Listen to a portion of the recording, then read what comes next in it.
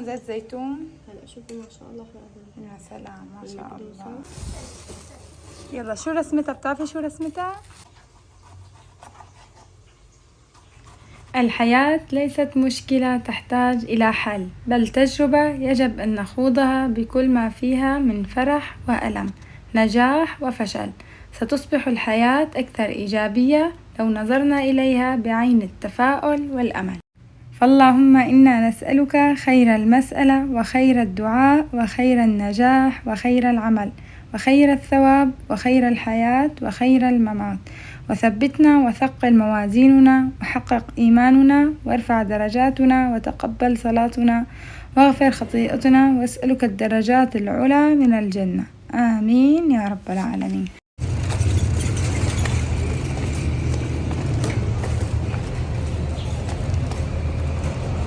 سكيت أخبار شو منمورة؟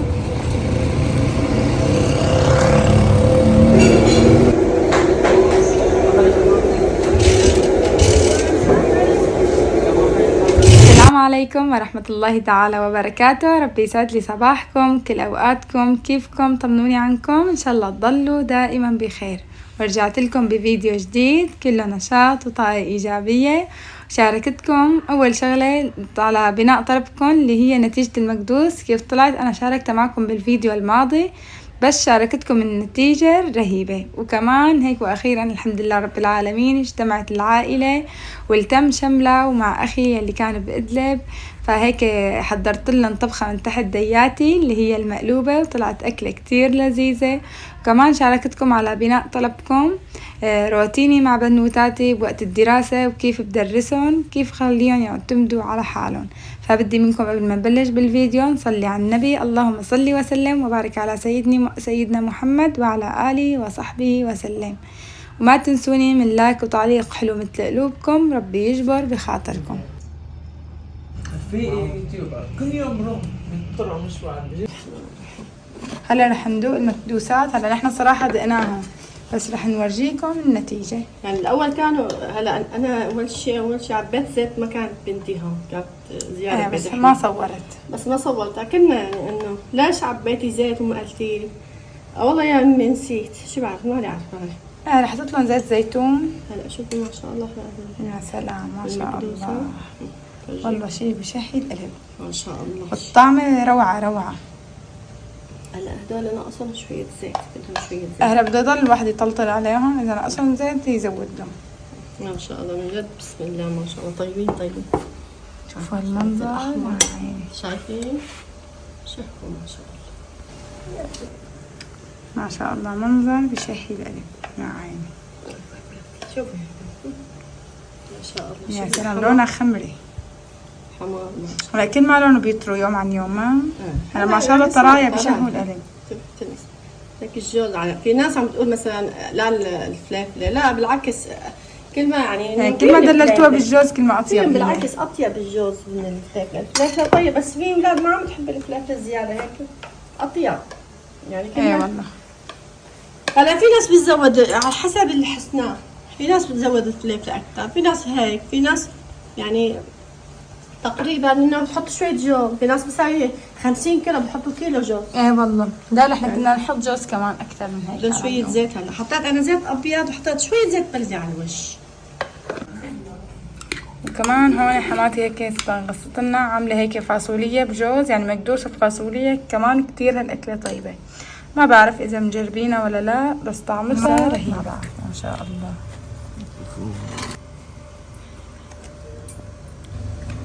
أكثر مدة هنا تطول 10 ثواني. يجي لما بدك تيجي تشوفي شو جبت لك. يا تعال شوفي شو جبت لك. هلا افتحيهم انت. ميرا كانت نايمة وهلا فاقت. هلا الصراحة جبت لها شنطة لأنه الدواليب هم ما مشي حالة أبدا. كنت شاريت لها شنطة الدواليب، بس كتير عم تتعذب فيها حرام، وعم تتوسخ من تحت وعم توسخ لها ثيابها. فاشتريت لها هاي الشنطاية. يعني قال لي زلمة كتير أجنبية يعني نوعيتها، وكتير ظريفة عملية يعني، وهيك صغيرة وعلى قدها مو كبيرة كتير. شو عجبتك الشنطة؟ نعم الله يسلمك. يا ما بدك تشوفي شو جبت لك كمان؟ شو جبتلك؟ يلا شو رسمتها؟ بتعرفي شو رسمتها؟ ايه شوفي ما احلى هالطاولة. وهي كمان هيك جبت لها عشان تدرس عليها احسن ما تنبطح على الارض، عشان ما تقعد قاعدة مو صحية. فجبت لها هاي الطاولة بتقعد على القاعد وبتدرس عليها يعني. يلا افرديها. بتعرفي شلون؟ يلا افتحي لها اجريها من تحت. ايوه برافو عليكي. والثانية يا سلام. شو يلا عديلة شوف شلون بدك تعدي عليها تدرسي هيك. شو حلوة؟ انبسطتي؟ يلا جيبي اغراضك من هذيك الشنطة عشان تنقليهم على هي الشنطة. اما جبتي الشنطة هي مخبية لها تكبر شوي وتصير الارض ترقط هيك نظيفة بتصير تستخدميها. شايفين كيف كثير توسخت يعني مو خرج هون بسوريا ابدا مع التراب والغبرة وهيك انه يكون في شنطة دواليب، وانه نشيل الدواليب بدها تخرب الشنطة لانه هن مكبوسين كبس مو براغي. بدك دفتر الاحمر وينه؟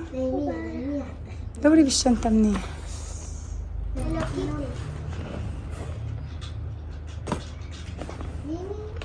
عجبتك الشنطة؟ ان شاء الله تستخدميها بالهنا يا مرمورتي. شوفي وين تسالمي الا ما حطيها هون. حطي مادة الطعام. يلا حطيها. لا ما تطويها بس حطيها. يا سلام. دفاتر وورا الكتب بتحطي. تمام حطهم بس يلا تا ورجيني اياها من ورا. يا عيني هاي الشنطة الظريفة الأميرة. مرتاحة فيها ولا هي أحسن؟ منو أحسن؟ ايه ما ننتقل عليها، بنخلي بس تكون تقيلة فيها كتب كتير. أخواتك صحية صحية منيح عشان ما يتوسخوا ايديكي. ومحل الكاسة قلبها صحيح. يا عيني على الشطورين. وهيك أنا واحد ظهر فاتصل فينا أخي وأن أنا جاي على الطريق. هو كان عاملها مفاجأة بس يعني قبل ما يوصل بساعة خبرنا. فأمي ما كانت موجودة بالبيت وما أختي كمان ما عندها خبر، فاتصلت بأختي وقلت لها إنه تعالي بس تكوني فاضية لأنه جاي أخي نور. فهيك حبيت جهز الطبخة قبل ما يجوا أهلي وقبل ما ننعجق ويصير هيك كثرة أولاد والضوجة الله يحميهم يا رب. فحبيت حضر المقلوبة. هون أول شي هيك فورت الدجاج فورة صغيرة لحتى شلت الزفرة منها، وهلأ رح نقليهم بشوية زيت.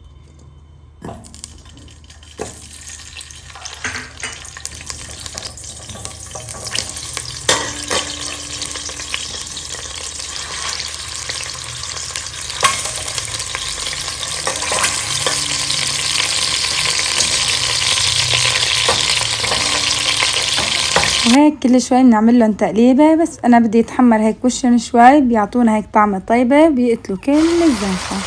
هلا هيك بعد رح نحمصناهم شوي رح نضيفلهم نص التحمير.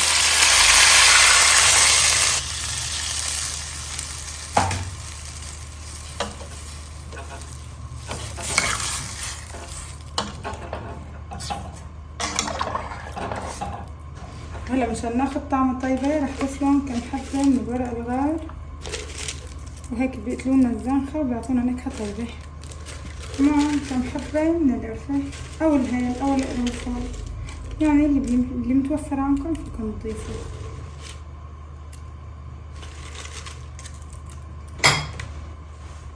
هلا لما ما متواجد عندي حب الهيل الخشن فرح ضيف هيك رشة حبة هيل. رح اغطيهم واتركهم لحتى يغلوا وهدي عليهم النار. انا من بين ما يستوي الدجاج هون عندي باذنجان. هذا الباذنجان ما شاء الله طازة وشهي القلب. هلا بدي اقشر الباذنجان واقليه، وهون عندي بس حبتين من البطاطا كمان هيك بدي اضيفهم مع الباذنجان يعني على المقلوبة. كمان هون عندي فلفلة وبندورة بدي اقطعهم شرحات مشان نحط طبقة باذنجان طبقة فلفلة طبقة بندورة. فاول شي رح نقطع الباذنجان عشان نشغل الزيت ونبلش.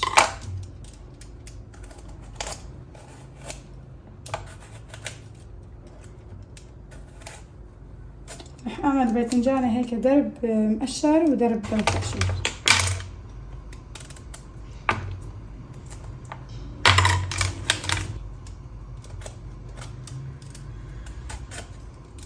هلا رح اقطع الباذنجان هيك لنصين كتير سميكة بنعملها 3 قطع.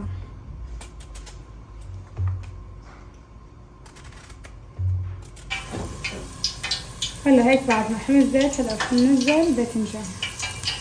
بسم الله الرحمن الرحيم.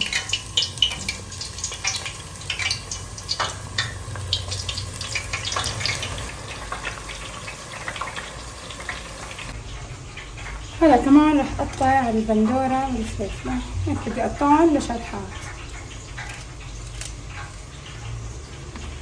بسم الله الرحمن الرحيم. هيك بدي اعملها شرحات رقيقة.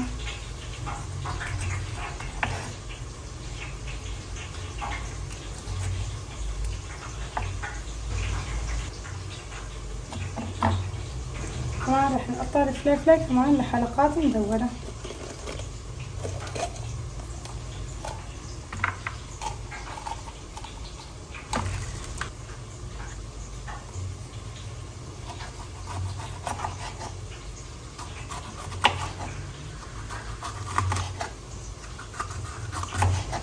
وهي صحن الخضرة صار جاهز.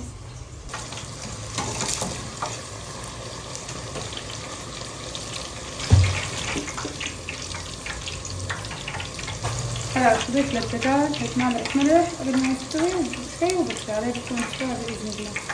بسم الله الرحمن الرحيم. هلا هذا اللون اللبناني، هلا رح نشيله ونحط الوجبة الثانية.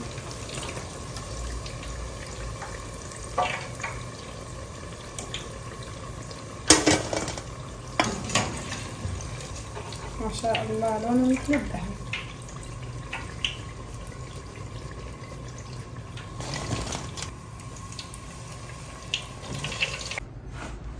هلا هيك بعد ما استوى الباذنجان واستوى الدجاج، هلا اول شي رح صف الدجاج بسفل الطنجرة. بسم الله الرحمن الرحيم. هيك ما حابة اقطعهم او يعني اقطع الدجاجة، فهيك رح اخليها مثل ما هي. بس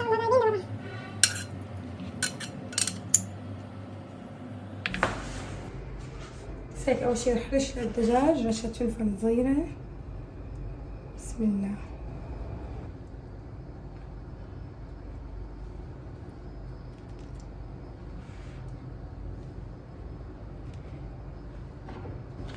بعدها رح صف طبقة من الباذنجان. هلا رح اضيف للبندورة كمان رشة ملح. هلا رح نصف الباذنجان.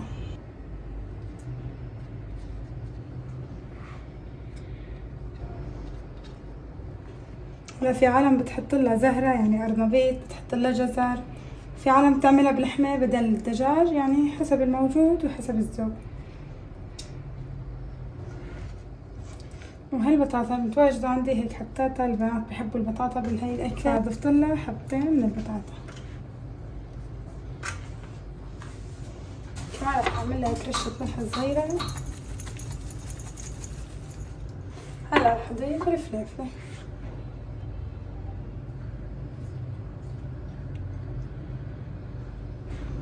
هي أكلة مدللة ومدعومة، يا سلام، الله يديم علينا هالنعمة يا رب.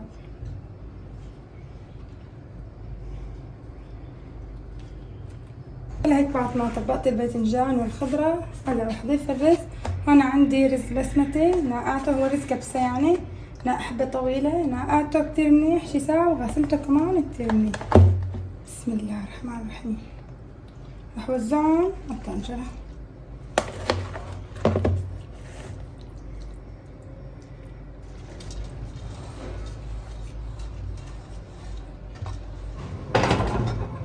هلا مع مرقة الدجاج بحط شوية كاري نكهة طيبة. مع مرقة الدجاج رح اضيفهم احسن. كمان رح اضيف معلقة بابريكا صغيرة.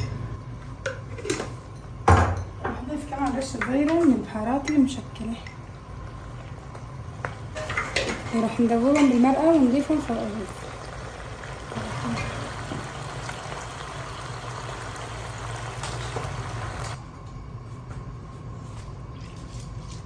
هلا هاي الماي ان شاء الله رح تخليها، هلا مرقة الدجاج رح تخليهم تستوي. هلا هيك ماي بكفيهم لانه رز الكبسة او رز البسمتي فورا بيستوي، ما بده مثل الرز العادي. هلا هيك بعد ما غلت نصفة المرقة مع الرز، هلا رح ادي عليه النار واغسله. الله الرحمن الرحيم.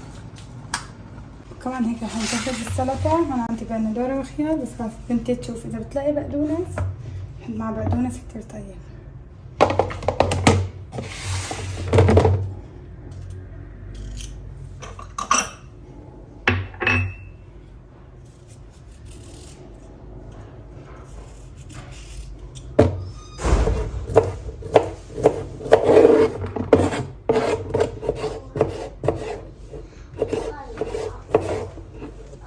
عندك تسميع علوم يا أيلول؟ حفظت الدرس؟ سمعيلي يعني شوف عن غير. شو هو درس العلوم؟ عن شو؟ عن القلب؟ عن القلب. شو القلب؟ هاتي بشوف اشرحيني. اشرح لكم بدون ما تورجيها ما في داعي، خلاص سكري الكتاب وانتي اشرحي لنا عن غيب. شو حفظتي؟ شو فهمتي من الدرس؟ هلا القلب يتكون شو بتكون؟ يتكون من الجوف، أذنين وبطينين، وبين كل بطين وأذنين فتحة تسمى بسام أو الصمام. برافو عليكي. وشو هنن شو السؤال الثاني؟ من شو بتكون جهاز الدوران؟ بدون ما تطلعي. يتكون من القلب والأوعية الأوعية الدموية والدم. برافو عليكي. بعدين شوفي كمان سؤال. شو القلب؟ عرفي لي القلب. القلب عضلة.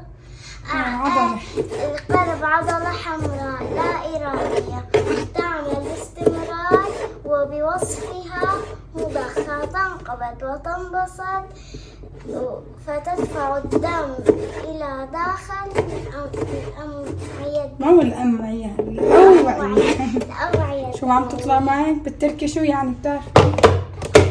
أخذتوها بالتركي؟ لا ما أخذنا الألف لسه التركي ما وصلنا عليه. برافو عليك، شطورة يا أيلول. بكرة عنا إملاء مرة تانية. نفرجي الإملاء قديش أخذتي فيها. تمام.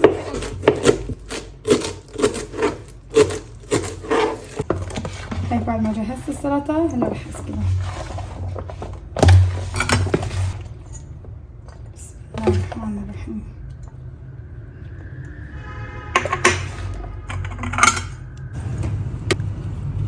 أهلا وسهلا.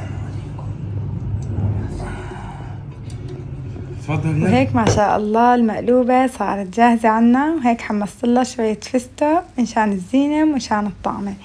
وما شاء الله المنظر بشهي القلب. الله يديم علينا نعمة يا رب وما يزولها. ملاحة والفلفلة. لقمة خبز. شو بدي أعمل؟ معلقة.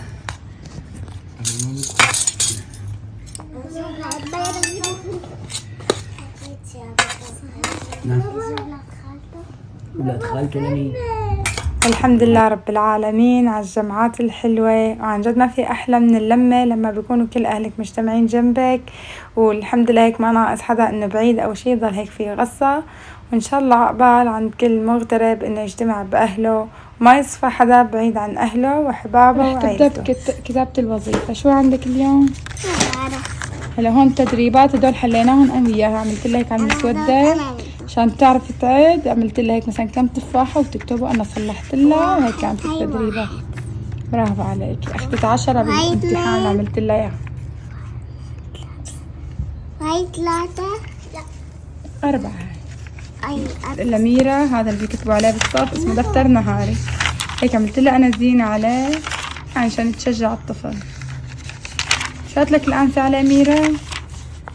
شو كتبت لك هون؟ ممتازة، ولكن يرجى الكتابة على السطر. لازم تنتبهي أكتر وتكتبي على السطر. العدد 6 يشكرك. عم يتشكرك رقم 6 يا عيني. كثير حلو حرف الباء. هي حاطة لك هذا القلم. عندك وظيفة اليوم. شو عندك وظيفة؟ واجب حرف الباء. هون عليكي رقم 4 و5 و6. بس ليش كاتبة هدول هون؟ تحية وتكتبي هون 4 و5 و6. تمام.